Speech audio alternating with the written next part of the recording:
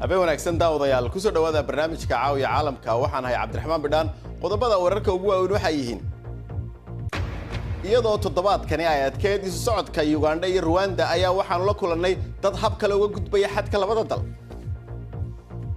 warbixin dheeraad ah ayaanu idinka haynaa xadka dalalkaasi wararka kale waxa kamid ah cashuur dhimis iyo kharash cusub ayaa ra'iisul wasaaraha Shiinuhu ballan qaaday laakiin wax ma u tari doontaa dhaqaalaha Shiinaha ee gaabiska ah ciidamada militariga ee Kenya ayaa loo diray si ay u joojiyaan shaqo fadhiisiga saameeya duulimaadyada baxaya iyo kuwa soo degaya ee gegida diyaaradaha ee caalamiga ee Nairobi habka casriga ah ee gacan ku rimiska ah ma badbaadin doona wiil waqooyida cad kala soco BBC News Somali televisionka raadiyaha online-ka iyo baraha bulshada halkani waa London caawa iyo caalamka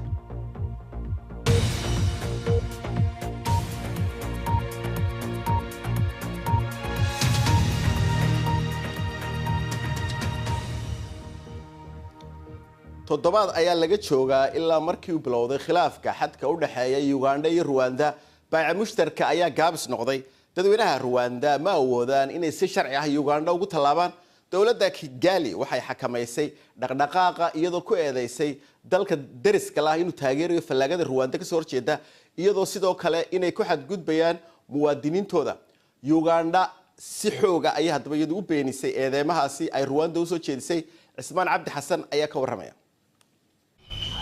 dadkan reer Rwanda waxay noo sheegeen in ay qatar u soo mareen imaatinka Uganda toddobaadkii la soo dhaafay dawladoodu waxay kula talisay in aysan tallaabin waxay adeegsadaan wadooyin aan sharci ahayn si ay uga dhuuntaan ilaalada kuwa la qabto waxaa loo sheegaa in dalka dib loogu xirayo waxay noloshoodu ku tiirsan tahay beec mushtarka ay la leeyihiin Uganda si ay cunto iyo nolol u helaan waa gaajoonaynaa ayuu leeyahay Uganda waxaan u imaan jirnay si aan cunto u helno dadka goobta jooga waxay noo sheegeen in ay xadka ku arkeen ciidamo badan oo Rwanda ah inkastoo xukuumadda Kigali ay beenisay in ay ciidamo dheeri ah joogaan haddana waxaan aragnay 3 ciidamada Rwanda ah oo ku jira duurka naga dambeeya joogista ciidamadan waxay kordhisay walwalka sii badanaya ee ka dhex jira dadweynaha labada dhinac ee xadka cidna ma garanayso ilaa inta ay xiisadan sii jirayso iyo waxa xiga ee dhici kara dugsigan hoose waxaa sida caadiga ah joogi jiray ilaa iyo 80 arday oo ka yimaada dhinaca Rwanda maalin kasta balse toddobaadkii la soo dhaafay cidna ma soo xaadirin inta uu jira khilaafka xadka waxa ay saameyn kartaa qoysas badan goobtan xadka waxa degan dad ganacsato ah waa waalidka caruurta halkan wax ku barata marka hadda mushkilad ayaa jirta ay ka mid tahay ma ay heli kharash ay ku bixiyaan lacagta iskuulka xayiraadaha xadka waxa ay kordhinayaan xiisada u dhaxaysa dalalkan dariska ah hogaamiyaasha labada dal waxay ku celceliyeen deganaansho waxayna dadka halkan jooga rajaynayaan in ay tani dhaqso u dhacdo dalka Shiinaha waxaa loo fadhiyaa 2 kulan oo waaweyn kulan kamid waa kulan siyaasadeedka ugu weyn dalkaasi oo qabsoomaya isagu toddobaadkan ra'iisul wasaare Li Keqiang ayaa isagu wuxuu ballan qaaday cashuur dhimis uu sameeyay ganacsatada iyo kharashaad cusub oo ay dawladdu dhaqaalaha dalka kor ugu qaadayso waxa kale oo ka digay in loo diyaar garoobo in waqtiyo adag la gali karayo haddii aynu eegno dhaqaalaha dalka Shiinaha halkan ayaa laga dhawaaqay arrimaha ku saabsan oo ah shirka golaha shacbiga ee qaranka oo ah isagu baarlamaanka Shiinaha aragti ahaanna baarlamaanka ayaa ugu sareeya laakiin waxa la leeyahay waa iska golo wuxuuna ay marsadaan hogaanka xisbiga shuuciga go'aamadan cusub ayaa hadaba looga gol leeyahay in kor loogu qaado dhaqaalaha Shiinaha ee gaabiska ah haddii aynu eegno dhaqaalaha Shiinuhu sidoo uu koray sanadkii hore waxay ahayd 6.6% inuu koray taasi oo ahayd kobcii ugu hooseeyay ilaa 1990 imika ayaa hadaba xukuumaddu waxay ku dhawaaqday yoolkeeda korista dhaqaalaha ee sanadka soo socda waxaana ay leeyihiin xukuumadda Shiinuhu dhaqaaluhu wuxuu kori doonaa 6 ilaa 6 inta u dhaxaysa boqolkiiba kabci kol hore ee dhaqaalaha Shiinaha ayaa wuxuu noqday mid soo gaabinayay inkastoo dhaqaaluhu sanadadii ugu dambeysay uu soo gaabinayay laakiin doorkan waxa ku soo kordhay dagaalka ganacsi ee Mareykanka iyo Shiinaha oo cashuurihii alaabta isweydaarsanayaan ay labada dhinacba kor u qaadeen waxaanu arkaynaa in alaabta cashuuraha la saaray ay tahay $250 bilyan oo dollar maraykanka iyo shiinaha ayagu waxay yihiin labada dal ee ugu waaweyn ee ganacsi ka dhaxeeyo tan ayaa haddaba keentay in culays dhaqaale fuulo suuqyada shiinaha maxamed cabdi xaraare ayaa eegaya xaaladda iyadoo ay daruuro qiiq huwan ay dul heehaabayaan ayay saf dheer ku gaareen booskoodii kalfadhiga guud ee baarlamaanka qaar badan waxay afka ka dhowreen inay sheegaan qodobka ugu weyn ee laga hadlayo walwal ma ka qabtaan dhaqaalaha dalka ayaan qof weydiinnay gebi ahaan walwal ma qabno ayay nagu tiri dalkaygu waa mid awood badan leh dhaqaaluhu si wanaagsan ayuu u sii hagaagayaa ninkan ayaa nagu yidhi ha yeeshee wadaxaajoodka gudaha madaxda shiinaha waxaa miiska u saaran liis dheer oo ay ku qoran yihiin halista dhaqaale ee uu dalkani wajihi karo cadaadiska ka imanaya kobaca dhaqaalaha oo sii yaraanaya ayaa sii kordhaya xagga kale adeegana waxaad moodaa in adeeguna uu gaabis sii noqonayo guud dhibaatooyinka maalgelinta ee haysta sharikadaha gaarka loo leeyahayna weli lama xalilin marka waxaad moodaa in laamaha maaliyadda ay la soo gudboonaatay khatar daxsoon oo xagga dhaqaalaha si dhaqaalaha loo kobciyo waxa uu ballan qaaday canshuur dhimis iyo bangiyada oo dayn dheeraada bixiya wuxuu diray farriin ku aadan washington oo shirkadaha shisheeye lagu soo dhowaynayo waxa ay xisbiga isku koobay talada dalka shiinuhu ka baqayaan waa inay dhacdo shaqo la'aan baahsan iyo xasilooni darri bulsho dhallinyarada shaqo goobka ahi waxa ay sheegayaan inay dareemayaan isbeddel muuqda oo ku yimid mustaqbalkooda waxaan odhan lahaa xaalku waa sii adkaanaya wakhti dheer ayay qaadanaysaa in lagaga soo jawaabo codsiga shaqada hal shirkad ayaa doonaysa inay qaadato 3 ilaa iyo 5 qof laakiin ilaa iyo 5,000 ayaa dalbanaysa tartanku wuu adag yahay xilliga ay ka soo baxayaan hoolka shirka qaar kooban oo wufuudda ka mid ah ayuu malaha weli shaki uga jiraa in dhaqaalaha shiinuhu ku socdo meel aanan cayinayn si hore loogu socdana been badan oo ku aadan dhanka dhaqaalaha iyo xakamaynta siyaasadda ayaa loo sheegay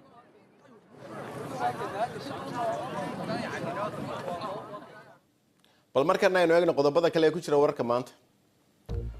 waxaa jira cadeymo muujinaya in kuuriyada waqooyi aad moodo inay dib u dhisayso goobaha gantaalada laga ganay dalkaasi hore ayay u ballan qaaday inay burburinayaan goobahaasi bishii Juun kadib shir madaxeedkii iyaga iyo Mareykanka dhex maray sawirada dayax-gacmeedyada ayaa muujinaya in halkaasi uu ka socdo dib u dhis xawli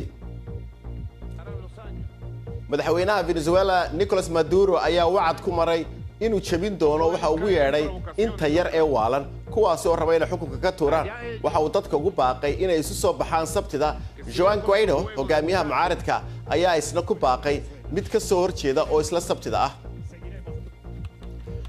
Amnesty International ayaa sheegaysa in dawladda Masar ay u muuqato inay mas'uul ka tahay weeraro lagu qaaday mucaaradka oo xagga digitalka ah taasi oo naftooda khatar galisay waxaad moodaa in loola jeedo in lagu aamusiyo dadka ka soo horjeeda madaxweyne Al-Sisi madaxii hore ee Nissan Carlos Ghosn ayaa jeelka laga damiintay magaalada Tokyo isagoo bixiyay $9 milyan oo damaanada iyadoo afku duuban yahay koofiyadda uu gashay ayuu jeelka ka soo baxay waxaa lagu eedeynayaa inuu xisdaba mariyay xagga maaliyadda ah wuu dafiray eedeymahaasi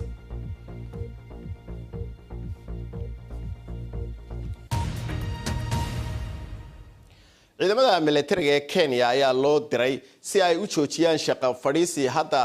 saameynaya duulimaadyada ka baxaya iyo kuwa soo degaya gegida dayuuradaha caalamiga ah ee Jomo Kenyatta ee Nairobi shaqaalaha ayaa shaqo joojin bilaabay saaka iyagoo diidan in la isku daro maamulka gegida dayuuradaha iyo shirkadda Kenya Airways arrintu hadda way yara dabacday oo waxaa jira duulimaadyo aan aad u badnayn oo baxay laakiin dadku weli safaf dhaadheer ayay ku jiraan Cabdinaasir Axmed Bashiir Saxan Saxo ayaa inoo haya inta badan gelinkii hore ee maalintii Arbacada garoonka diyaaradaha ee ugu weyn bariga Afrika ayaa isu rogay goob hardan iyo qamaan badan oo ka jiro booliska rabshadaha ka hortaga ayaa meesha loogu yeeray si ay u kala eriyaan shaqaalaha garoonka caalamiga ee Jomo Kenyatta oo mudaaharaad shaqo joojina sameynayay waxa ay gooyeen qaybo badan oo kamid ah garoonka iyaga oo sidoo kale gaadiidkii dabdamiska ka bixiyay goobihii loogu talagalay waxayna beelihiyeen shaqadii hubinta xaqiijinta iyo kala hagista rakaabka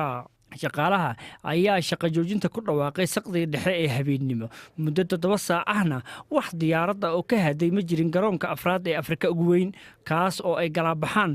126 duulimaad maalin kasta. kumanaan rakaaba ayaa xayirmay, qaarkood ayaana u adkaysan waayay saacadaha dhaadheer ee sugista ah. ururada shaqaalaha ayaana ku faraxsaneen guddiga maamulka, gaar ahaan soo jeedinta in maamulka garoonka lagu wareejin doono maamulka shirkadda duulimaadka Kenya ee Kenya Airways. waxyaabaha ay ka baqdin qabaan waxaa ka mid ah in shaqooyinkooda ay lumiyaan. halkan keento shirkad horeyba khasaare u sii gelaysay sida Kenya Airways oo kale si ay u maamusho hay'adda garoomada. tanina waa waxa aan diidannahay. waxaa jira dad doonaya inay baabi'iyaan garoonka, taasna waan diidnay. annagoo Kenyaan ah ayaana diidnay. ciidamada cirka ee Kenya ayay noqotay in loogu yeero si ay u buuxiyaan shaqadii ay qabanayeen shaqaalaha mudaharaadka dhigaya. casarnimadii Arbacada, shirkadda Kenya Airways ayaa ku dhawaaqday in ay dib u bilowday qaar ka mid ah duulimaadyadeedii jadwalaysnaa, balse qaar kalena ay joojisay. maxkamadda arrimaha shaqaalaha ayaa amar ku joojisay mudaharaadka kadib arji ay geysay shirkadda, waxaana mar kale la dhageysan doonaa maxkamadda. mar walba waxaad nagala socon kartaan BBC Somali Facebook. fadlan raadi BBC News Somali, halkaas oo aad ka heli doonto muuqaallo, falanqayn dheeraad ah iyo wararkii ugu waaweynaa. si aad u hesho wararkii ugu dambeeyay ee Soomaaliya iyo caalamka, nagala soco BBC Somali Twitter iyo Instagram.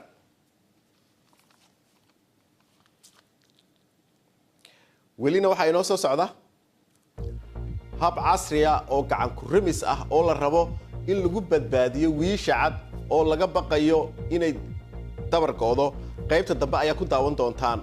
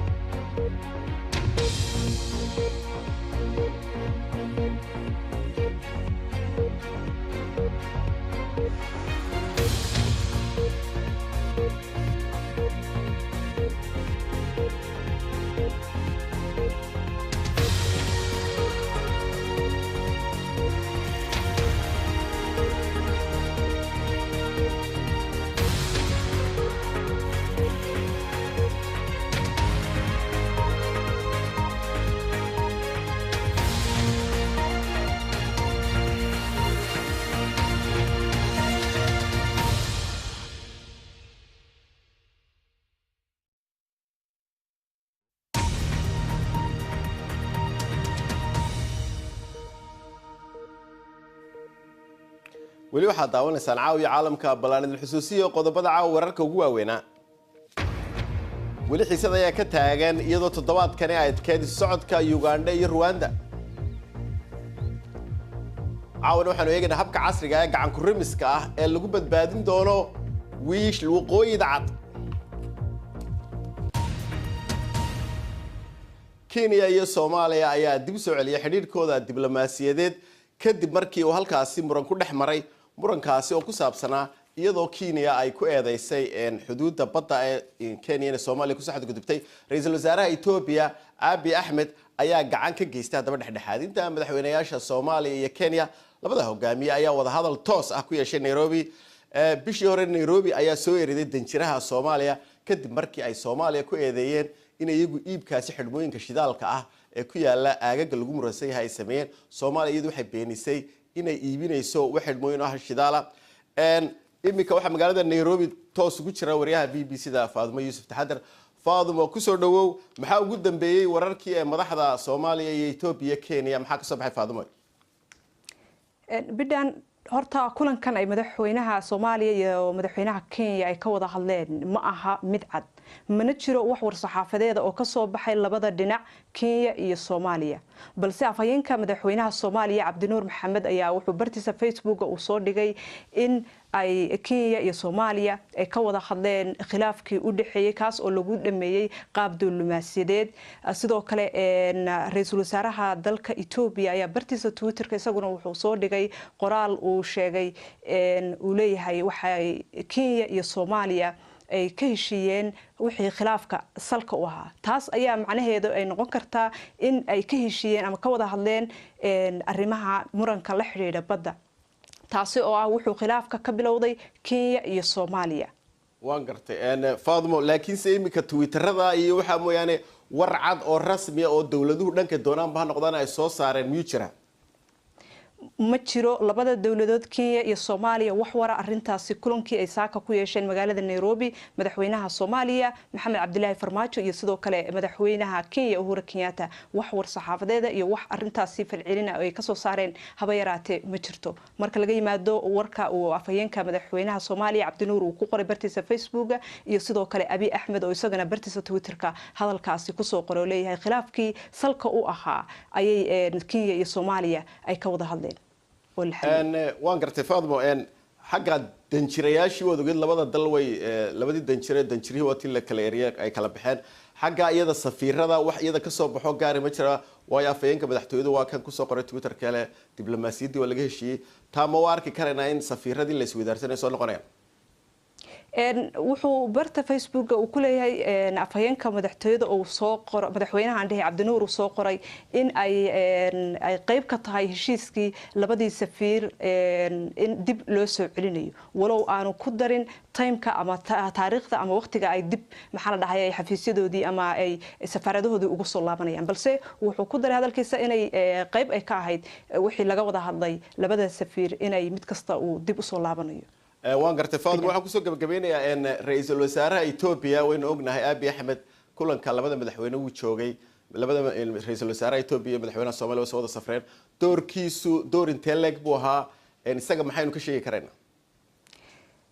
inkastoo aanay cadayn oo aanay jirin wax faahfaahin oo labada dhinac ka soo baxay balse laakiin waxa afhayeenka uu mahadcelin u sameeyay oo leeyahay labada madaxweyne waa Kenya iyo madaxweynaha Soomaaliya waxay u mahadcelinayaan doorkii oo arintan ka qaatay waxayna u muuqataa taasi inuu garwadeen ka ahaa wada hadalkan u dhaxeeyay labada madaxweyne ee Kenya iyo Soomaaliya maadaama madaxweynaha Soomaaliya maalintii shalayto uu booqasho hal maalina uu ku tagay magaalada Addis Ababa xalayna uu soo gaaray magaalada tan Nairobi iyo ra'iisul wasaaraha halkaasna ay kulanku uu saaka uu ka dhacay marka in uu isagu doorkan uu garwadeen ka ahaa ay kulankan u muuqataa waad mahadsantahay taasi waxay ahayd Faadmo taxadar oo ah Faadmo Yusuf taxadar oo ah wariyaha BBC ee Nairobi oo iga waramaysay Kenya iyo Soomaaliya xiriirkooda haddana aynu eegno haddaba imika ciyaarihii wararka ee caawa haddaynu eegno ku soo noqono xalay ciyaaro badan oo Champions League ah ayaa la ciyaaray oo la isu bareeray Tottenham ayaa Ayer hal iyo eber ku jiiday Borussia Dortmund ayagasna waxay ka yaabisay kooxdii 13 jeer qaaday koobka Champions League ee Real Madrid 4-1 ayay kaga badiyeen waa markii ugu horeysay muddo 22 sanadood ah ee ay ku hadhaan halkaasi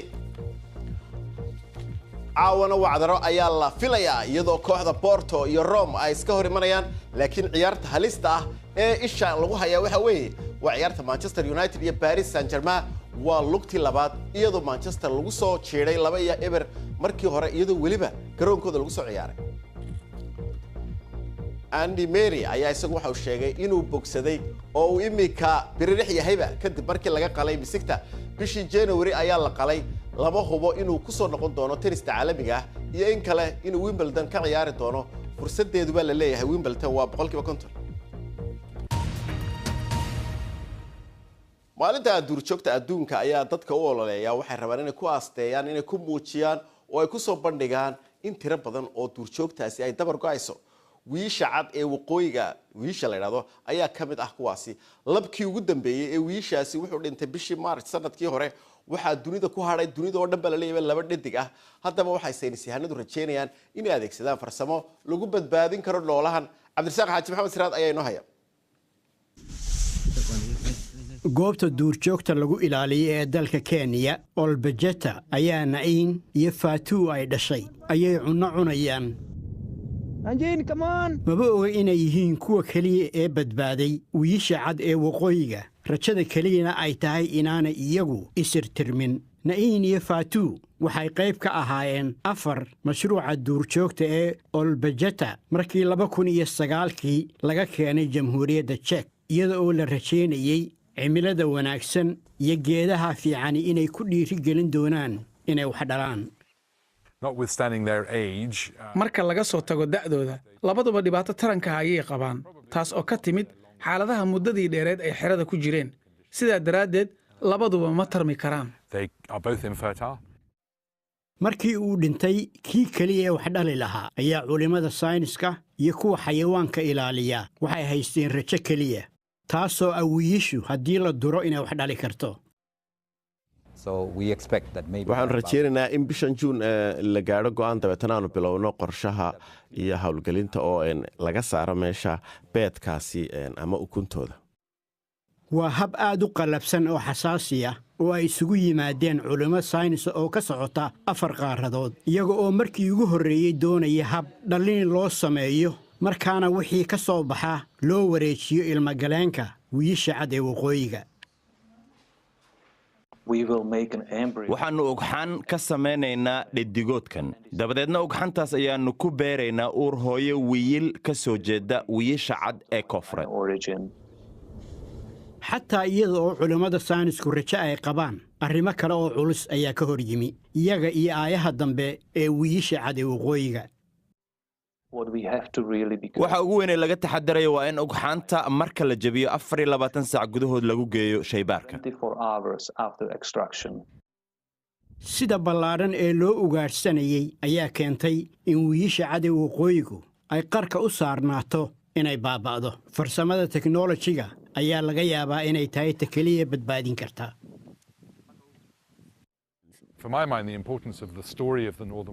waxaan qabaa aniga in muhiimadda sheekada wiilasha cad tahay in iyagu wakiil ka yihiin habka dabargo'ooda ee bani'aadamku samaynayaan haddii ay taasi ku filan tahay in dadku ku garowsadaan isbeddelka habka ay u nool yihiin iyo sida ay adduunka ula macaamilaan taasi waa wax wanaagsan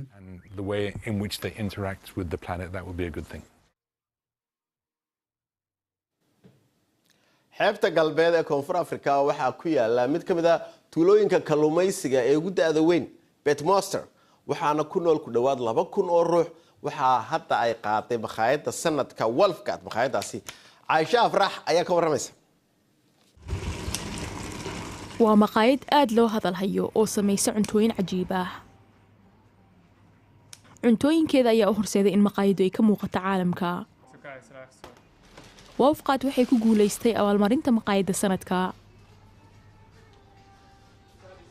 iyadoo telefishinada laga soo daayay xidigaha ugu sarreeya cunto karinta ayaa kowbas iyo kooxdiisu ay isku dayayaan inay sameeyaan dhadhanno ka duwan kuwii hore waxaan ka soo horjeednaa fikradaha ay caddaysteen maqaayadaha xaqiiqadu waa inaan doonayno inaan matalno maqaayado caalami ah oo diiwaanka noogu jira oo aan noqon kuwa iska indhatiro cunnooyinka qaaradda oo idil waad og tahay maqaayadaha afrika ma soo galaan liiska sida diiwaankan oo kale afrika waa qaarad weyn maqaayaddanna aad ayay u yar tahay 20 qof oo keliya ayay deeqdaa waxaana la furay 2 sano ka hor waana maqaayad ay bulshadu aad u jeceshahay paternoster waa tuulo kalluumaysi oo ku taala galbeedka south africa iyagoo soo ururinaya dhirta laga helo xeebaha diiradda waxay saaraan sidii ay saaxada caalamka u keeni lahaayeen cuntooyinka maxalliga ah halkan agteena waxaad ka heli kartaa dhirtan oo aad looga cuno qaybtan dunida kan waxaa la yidhaahdaa dhuna spinaj waa jileec midda kale wuxuu ka mid yahay kuwa la helo sannadka oo dhan sida liin ayuu u dhadhamayaa ayayday ayaa ahayd qof cuntooyin la yaab leh karisa oo dhirta badda ka samaysa waxyaabo macaan waxaan ku caawin jirnay inaan u soo ururinno dhirta xeebaha hadda ayaan fahannay laakiin iyada ayaa i bartay shaqaalaha maqaayadda ayaa ka soo jeeda reero kalluumaysato ah kamana aysan soo bixin iskuullada cunto karinta mana jirto jagooyin kala duwan oo ka jirta jikadooda dhexdeeda rochelle waxay sheegtay inay qoys camal yihiin kowbusna inuu jecel yahay inuu wax baro iyaga oo iyaguna ay ku dhiiran yihiin inay wax ka bartaan wolfgard liiskeedu wuu buuxaa 3 bil ee soo socota qofkii doonaya inuu halkan ka cunteeyane wuxuu sugi doonaa wakhti dheer xusuusno wararkii ugu dambeeyay BBC Soomaali waxaad ka heli kartaan bbc.com/somali intaas ayaan kusoo gabagabaynaynaa barnaamijkeennii caawiya caalamka waa ku mahadsantihiin daawashadiina dhammaantay oo bahda Soomaali Television waxaanu idin leenahay sidaas iyo nabadgelyo iyo habeen wanaagsan